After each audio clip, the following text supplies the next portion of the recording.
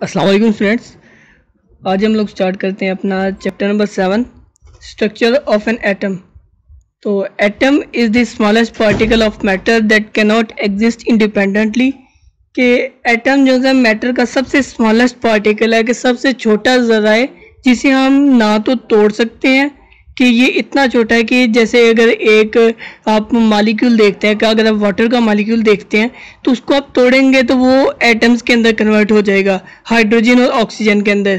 पर फर्दर आप हाइड्रोजन को तोड़ के तो और कोई एटम ऐसा नहीं बना सकते जो कि इंडिपेंडेंटली एग्जिस्ट कर सके और जिसकी एक अपनी शनाख्त हो।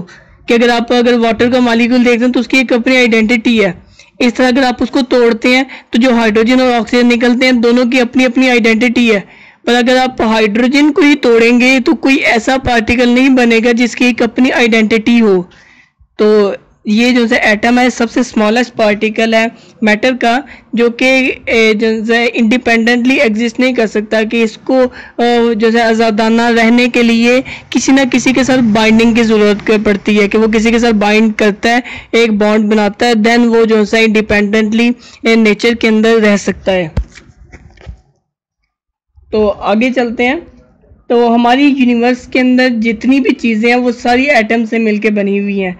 कि अगर आप कोई भी चीज़ देखते हैं, एक इंक का एक आप ड्रॉप देखते हैं, एक अगर आप कहीं पे भी पेंसिल का एक निशान लगाते हैं, जैसा निशान बना है वो भी एटम से मिलके बना है। अगर आप हत्ता कि अपनी इर्द गिर्द एयर को देखते हैं तो एयर के अंदर भी क्या होगा कि बड़े ज़्यादा एटम्स जो से हैं वो प्रेजेंट हैं। तो एटम जो है मैटर का सबसे स्मॉलेस्ट पार्टिकल है। और मैटर क्या होता है कि हर वो चीज़ जिसका कोई वज़न हो और जिसका कोई वॉल्यूम हो, वो एक मैटर है। मतलब मादा, मतलब हर चीज़ अगर आप अपने इर्द गिर्द देखते हैं तो जितनी भी चीज़ें हैं उनका वज़न भी है, उनका वॉल्यूम भी है।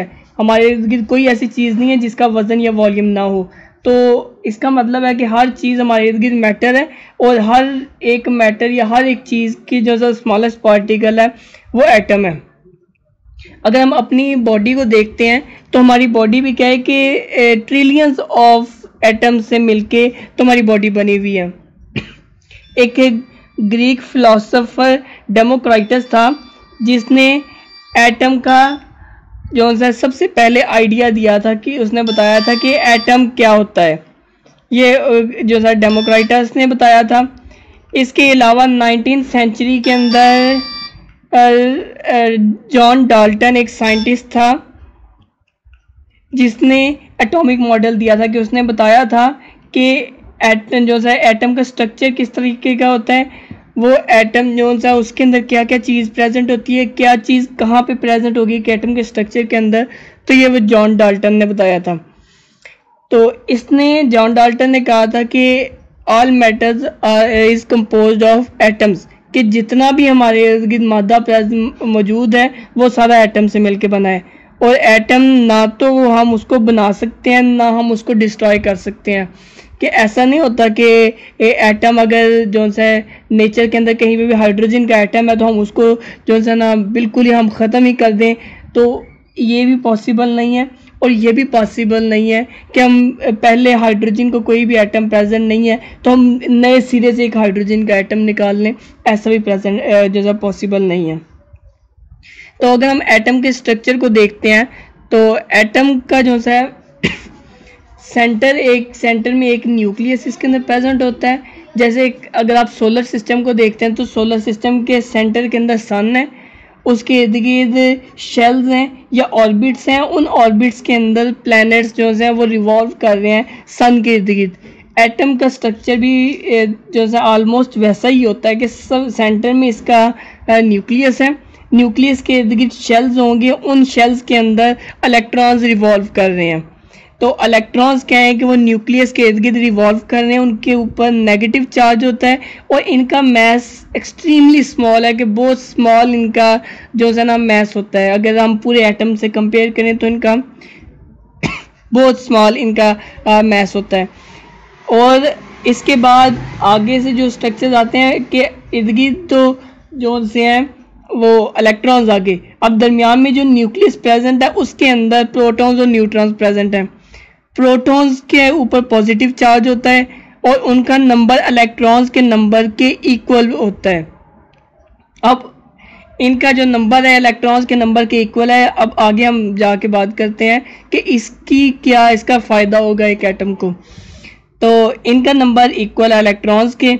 इनका जो मैस है वो 1837 टाइम्स ग्रेटर होता है इलेक्ट्रॉन से। कि इलेक्ट्रॉन का अगर मैस 1 जो है ग्राम हो, सपोज करते हैं इतना मैस होता नहीं है, 1 ग्राम हो, तो प्रोटॉन का उसकी निस्बत 1837 ग्राम उसका मैस होगा। कि इतने टाइम्स ज़्यादा होता है या इतने गुना ज़्यादा है एक प्रोटॉन का मैस इलेक्ट्रॉन से। तो न्यूट्रॉन को देखें तो न्यूट्रॉन के ऊपर कोई चार्ज नहीं होता, न्यूट्रल होता है। और न्यूट्रल ये जो सा पार्टिकल है ये भी न्यूक्लियस के अंदर प्रेजेंट होता है।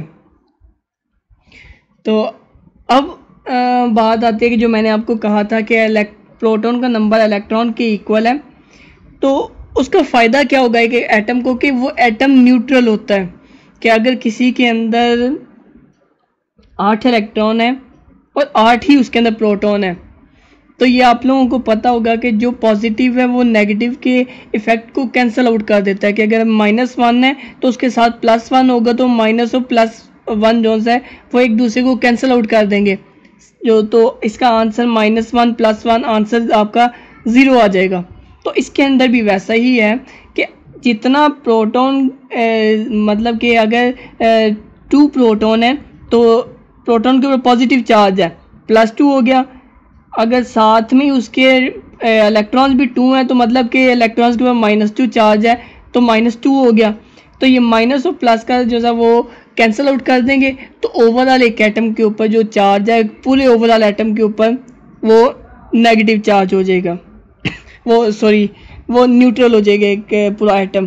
तो इस तरीके से जो ये प्रोटॉन्स और न्यूट्रॉन इलेक्ट्रॉन्स का नंबर है, प्रोटॉन्स और इलेक्ट्रॉन्स का, वो क्या करते हैं कि वो एक ओवरऑल पूरे एटम को वो न्यूट्रल कर देते हैं। तो आज के लेक्चर में इतना ही, बाकी इंशाल्लाह हम नेक्स्ट लेक्चर्स में डिस्कस करेंगे कि एटम का स्ट्रक्चर किस तरीके का होता है और ये प्रोटॉन्स इलेक्ट्रॉन्स न्यूट्रॉन्स एक एटम के अंदर क्या रोल प्ले करते हैं। तो आज के लिए इतना ही, थैंक यू।